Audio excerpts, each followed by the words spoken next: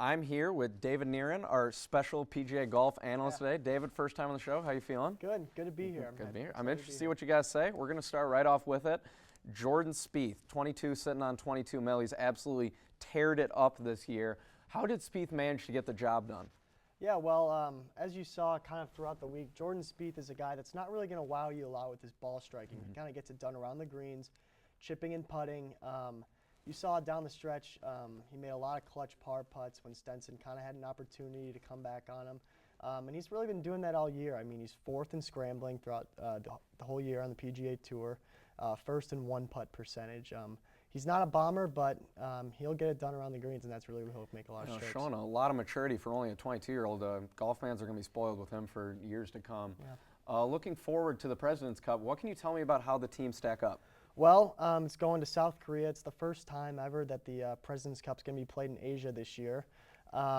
Looking at the teams, the U.S. have a lot more experience. They've got 11 of their 12 guys have previous experience either the Ryder Cup or the President's Cup, while the international team, 6 of their 12 guys are rookies this year. So the U.S. definitely have the experience.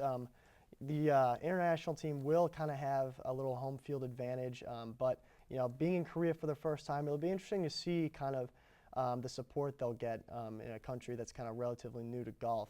The course is a course that they've never really played in competition, so that should be even as well. So look for the U.S. team to have a pretty big advantage next week at the President's Cup. Interesting to see. Good for the golf, growing the game, bringing it over to Korea. But the biggest name in golf still, the man that everyone seems to be interested in, Tiger Woods. What do you expect about Tiger this next upcoming years? Do you see him winning a major? Do you see him making any impact on the world stage? Well, it was announced a few weeks ago, I think last week, that he had a second back surgery. So unfortunate. Similar to what he had last year.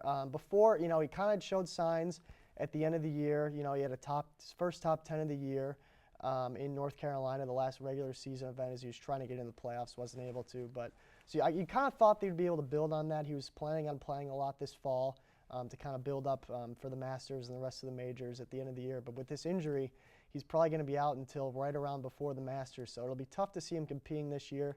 And you know, he's going to be 40 soon, so it's tough to see him really competing with a lot of guys like Jordan Spieth, Rory McIlroy, Ricky Fowler, Bubba Watson still.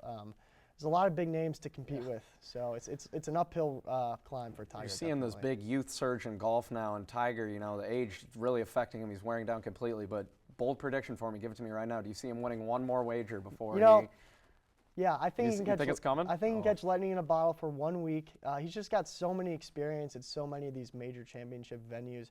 You got to think when the U.S. Open goes out to Torrey Pines in a few years, that's a course he's won at 8 times. Augusta he's very fond of. So you've got to think, you know, if he can stay healthy for a few years and get those reps, I think, you know, he'll probably be able to catch lightning in a bottle for 1 week and maybe get one.